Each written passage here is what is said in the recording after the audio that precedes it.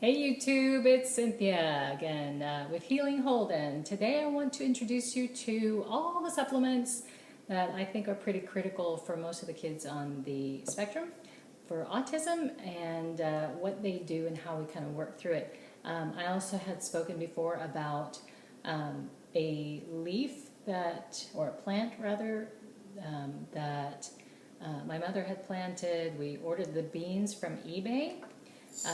These are from the plant.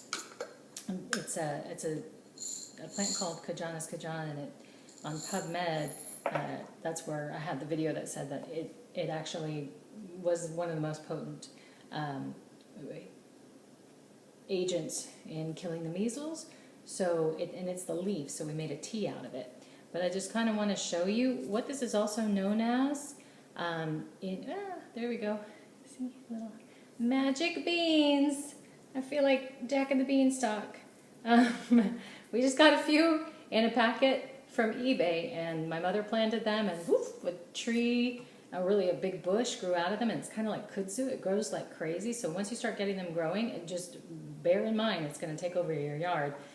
We had years of this making a potent measles killer, and it killed his measles. I have a friend I'm giving some of these to, or gave some of these to, who they're using pretty much what we're doing. They're using a lot of probiotics and things like that for their granddaughter, but they didn't have anything to kill the measles with. And Texas Children's actually gave them a paper. I don't have it, but this is, hearsay. This is what they told me on the fact that she did acquire autism from the measles.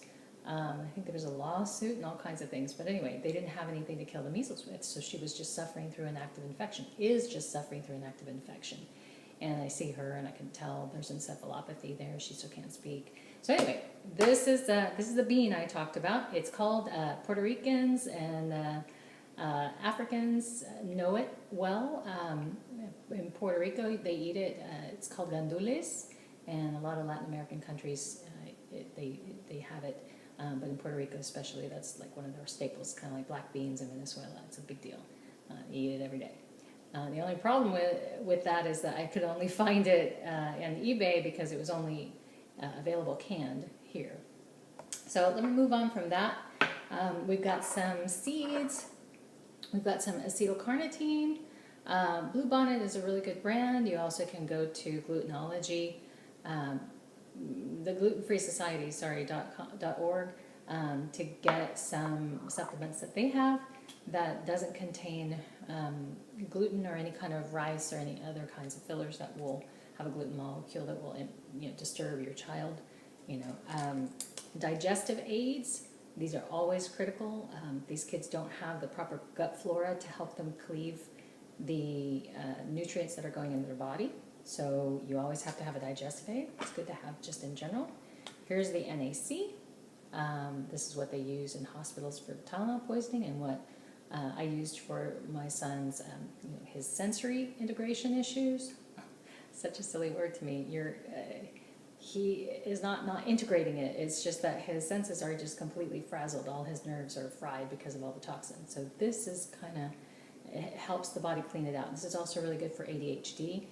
This is a precursor to glutathione, and actually I just attended a functional medicine doctors forum where a doctor was explaining the process for it, and glutathione is like a big player in the immune system and helping your body get rid of the toxins from things like a bacterial infection, a viral infection, things like that, and metals and whatnot.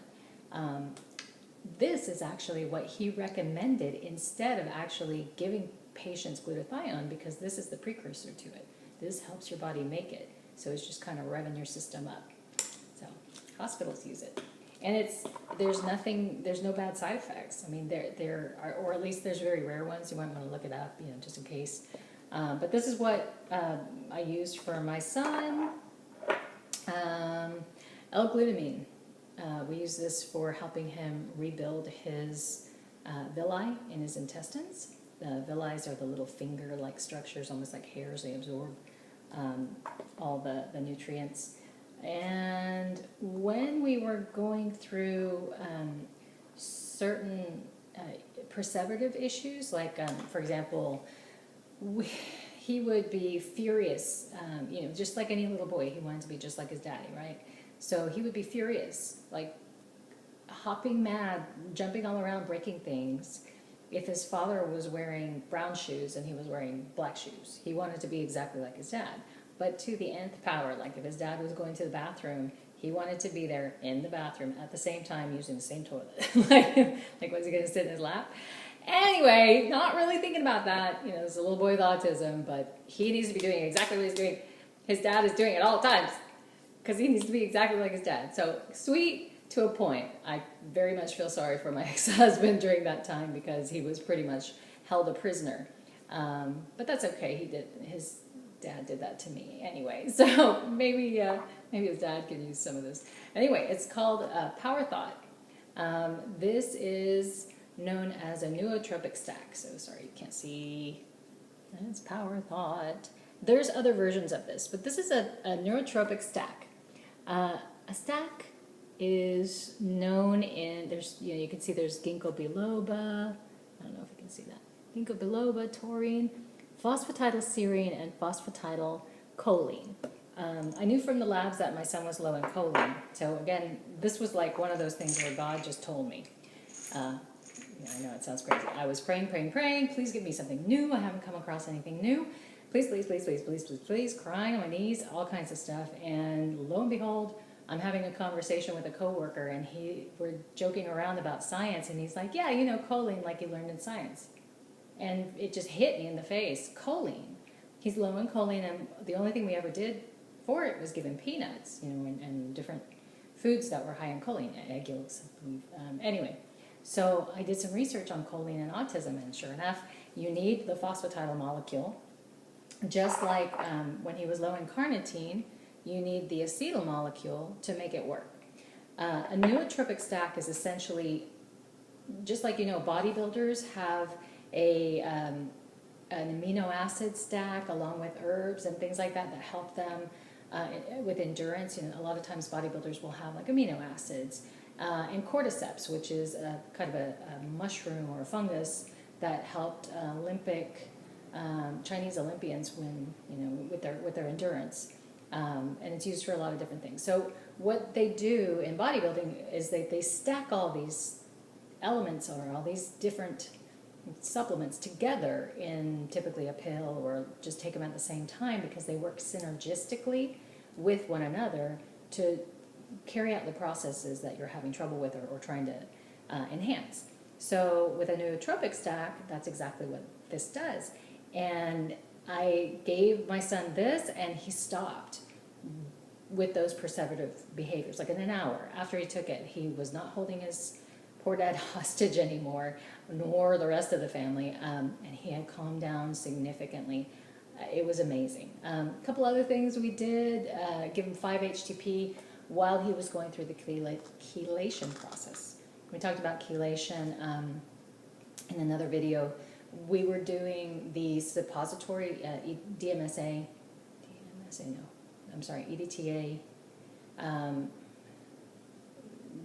There's a couple of different kinds that are pharmaceutical grade. Anyway, we were giving him that, and he was climbing the walls, and that's because metals are going through the intestinal tract, suppressing bacteria, and then because the bacteria is making room for it, the yeast is able to grow. So it's just like they're constantly in a battle for balance. So what happened was, great, he was getting chelated, so he was getting very lucid in those times, and he was also growing because metal poisoning will stunt your growth. But he was also having an increase in his yeast in his gut, so he was also climbing the walls. And when you kill yeast, you also are, yeasts are constantly producing alcohol. That's how wine is made, great. Other alcohols, but wine has yeast or grapes have yeast on them. You crush it, the yeast consume the sugars and then release alcohol. That's like they're excreting it, essentially. So when you kill yeast, you are going from having the yeast regularly excrete alcohols just at a moderate level to all of a sudden a whole bunch of them are dying at once, excreting all of the alcohols that they have inside. So typically, people who are going through candida treatment, which is, killing yeast, often say that they feel like they're climbing the walls, or they feel like they're going crazy. They get migraines. They just feel really irritable and grouchy and all that stuff. So we gave him the Candex that we were using to kill the yeast, kind of as a chaser while we did the chelation. And by the way, this is Chelomax, which is a natural chelator. It has tons and tons of cilantro, and cilantro, as I mentioned before, is the only thing that can go past the blood-brain barrier. Great stuff. And it's all natural. We used Candex to eat away at the yeast. And what we did was use this stuff called Enteras gel.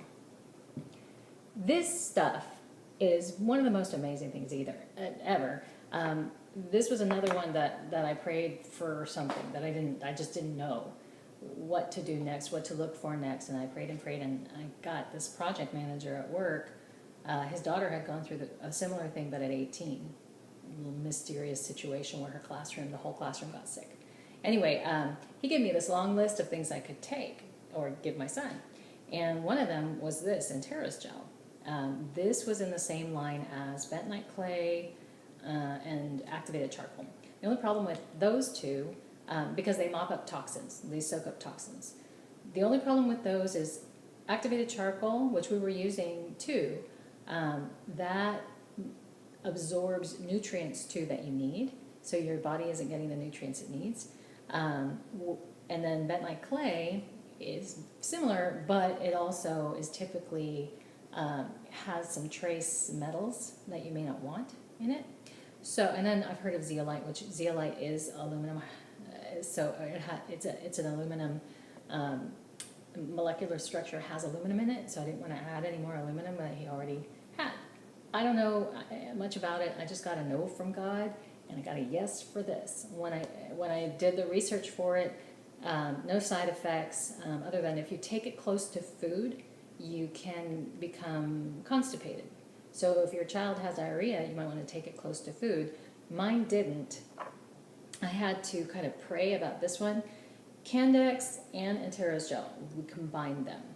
So we took about 2 capsules of the Candex, and we just opened them up, and you have to take this with water an hour, at least an hour away on either side of food. So an hour, so he would eat, and then we'd wait an hour, and then he'd take it, and then he wouldn't be allowed to eat for at least another hour. We tried to do, it's 1 to 2 hours, so we tried to spread it out as much as possible so it could do its magic. So we'd break open these little Candex pills and pour them into, I'm sorry, just 1 second. Sorry about that, guys. I didn't know I was going to do this.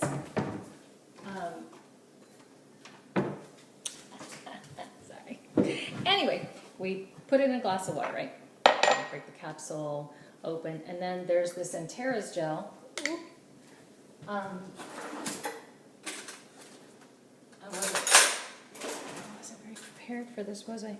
So then we did the Enteras gel, and the Enteras gel is just, like a little squeeze. It's like toothpaste. It's kind of gelatinous. And we just do a little squeeze of it in, sorry, I have to put it back. I'm saving it.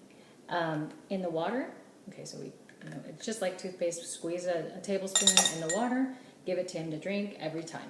And we treated him as much as we could because, you're still alive and you're still having to go entertain your child and go to work and do all kinds of stuff. And here we are trying to get all this, taken care of. So it's just whatever you can do. There's not really any kind of dosage I can think of for this. I know for Holden we were giving him, and talk to your functional medicine doctor just to make sure. You got to do the stool test anyway. You don't want to just give these stuff willy-nilly. Test, don't guess. If you are trying to treat someone for yeast and they do not have a yeast infection, they have a bacterial infection, what you're going to do is make the bacterial infection worse. Don't throw any of these things at your kid willy-nilly or yourself. I mean, it never works that way. There's no one size fits all for anyone on anything. A lot of people get excited and start, oh, well, fish is good for you, so we're going to eat a lot of fish. Well, anything, you can always get too much of a good thing, right? Let me throw this over here. So we come to a point where, let's say you're in school, and Holden was and is now. There were times where we'd have to send him to school and let him have his supplements there. So for times like that, or even, you know, you just didn't want to take it in water anymore or in tea, we switched up. We'd have dates and we'd mash it up and have coconut to hide the flavor of the supplements, because things like the NAC is stinky. It smells like sulfur and it's nasty, poor thing. So I do little things like, I had little recipes for things like a wafer, a chocolate wafer, from one of the functional medicine doctor's wives. Smart lady. So I made like little, this is coconut manna. They're like, you know, Hershey's peanut butter cups, but this is my own peanut butter cup kind of thing. And you melt the manna, but then you let it cool down and you stir it, and I could put the supplements in it and then just give it to him to take to school. And then we're all ready to go. And it's in there and it's hidden, and he wants to eat it because it's sweet, right? And you can sweeten it with different things that don't have a lot of sugar and won't feed the yeast or whatever you're trying to avoid.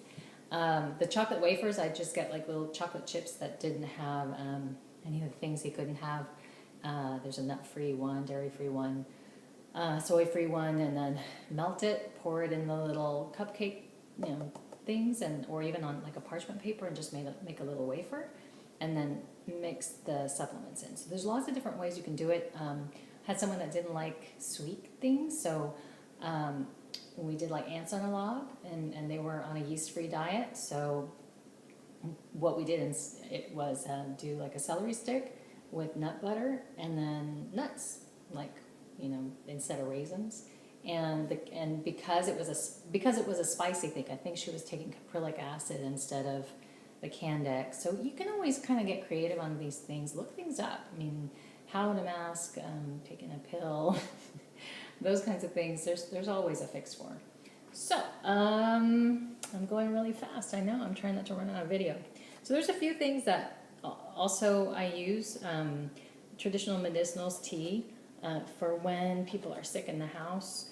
Smooth move if someone is constipated. These little herbs, these little teas are powerful, and they're just over the counter, and they're delicate systems. The kids' delicate systems don't get harmed. When he's sick, echinacea tea. I cannot stress enough the power of garlic. Garlic is like my new best friend. So thank God you can't smell me, because it really is my new medicine. Here's what coconut manna looks like, by the way, guys. So there's other things like, you know, you're always finding little supplements that you can get on the fly. This is adrenal support, so this has rhodiola, holy basil, and schizandra berry, ashwagandha. Those are all great for relaxation and anxiety control. There's also, and Dr. Osborne has something called anxiety control that really helped me. Has passion flower in it. And then serine. It is fantastic at calming people down. It's basically gonna help you with your GABA receptors. So I had a chewable form of it called Gabatrex, and I take it with us wherever we went. And if he was starting to look like he was having a meltdown, or if I was starting to have an anxiety attack, like during the divorce process, I would pop a chewable Gabatrex, and it was just Serine, L-serine, no big deal. We did like, I think one of those pills was like 100 milligrams, no biggie. 200 is usually for like for an adult, and you can go up to 400, I think. But you know, don't just run around taking stuff. You know, find out a little bit more about it. But I'm telling you what we did, because this is stuff that you're going to need to know about. So.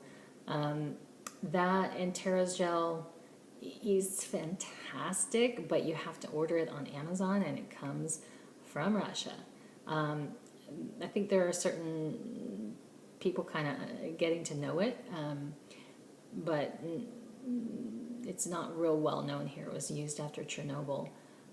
for the radio fallout victims or radioactive fallout victims.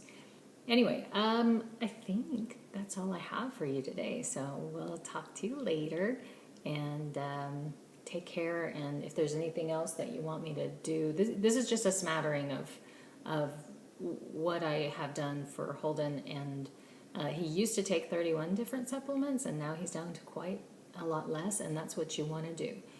Again, with the testing, it's not going to be the same all their life. The hope is that eventually you're going to be not needing any supplements at all, except, say a multivitamin and, a probiotic if you're not making kind of probiotic containing foods.